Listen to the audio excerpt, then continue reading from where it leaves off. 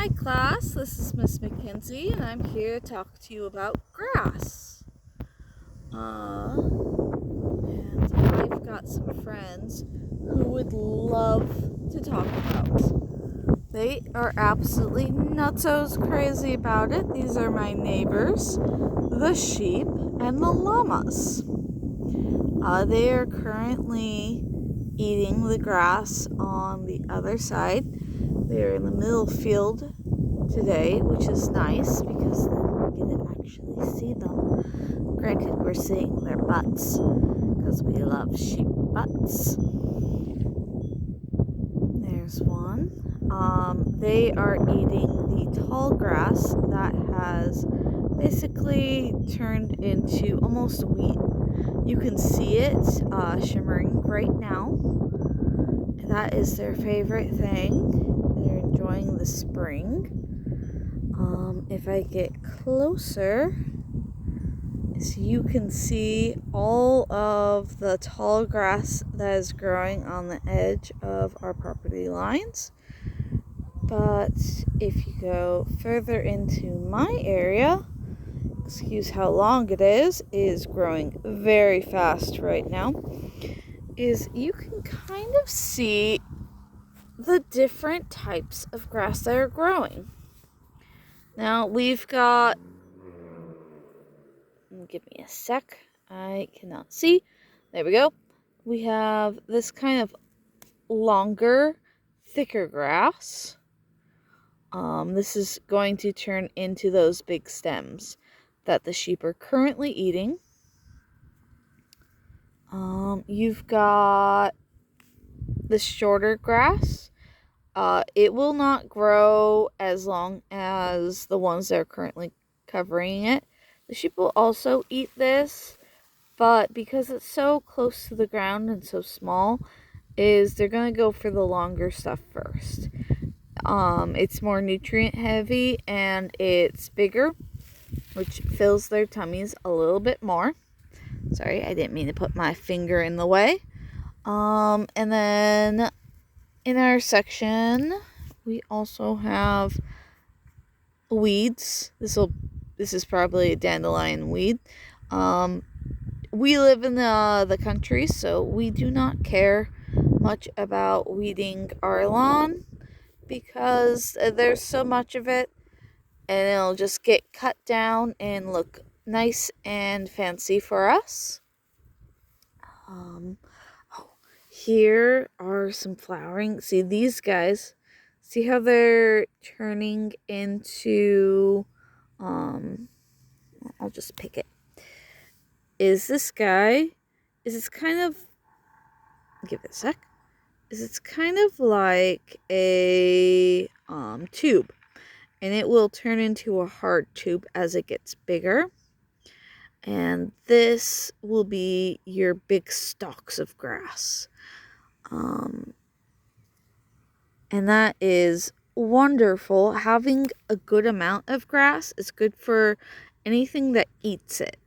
That includes ducks, geese, and the sheep and horses and cows.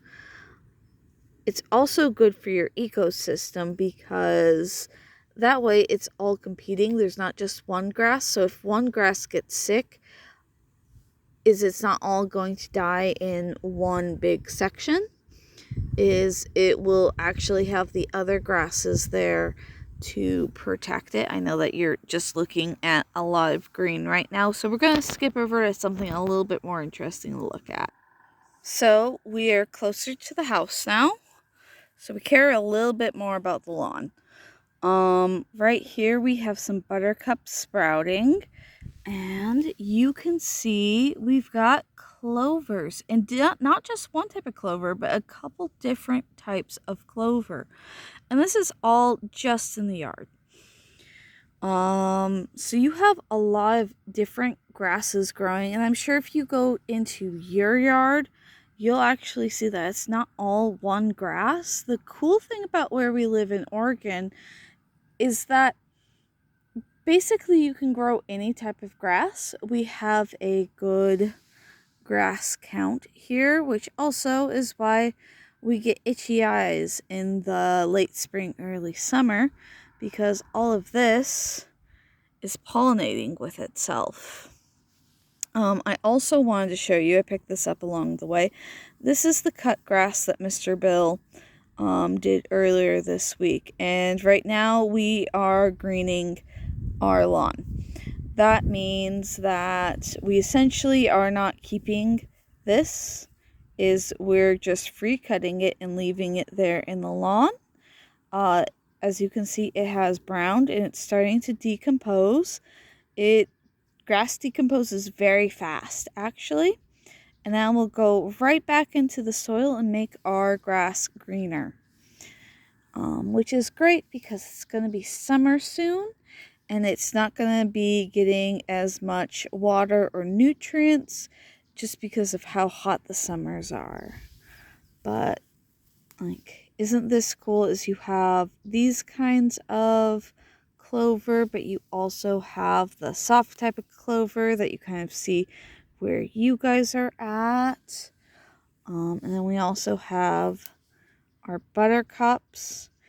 I'm not caring about picking them because it's all over the place, friends. Don't worry about it. We also have daisies growing, and somewhere around here we do every once in a while get some mushrooms, and that's because it's so diverse that the soil is super nice, and that allows all of this to grow. So you do want, when you grow things, to have a diverse population, as it makes it healthier as well as stronger. And I think it's kind of wonderful that we live in a place where it doesn't really matter what you plant here.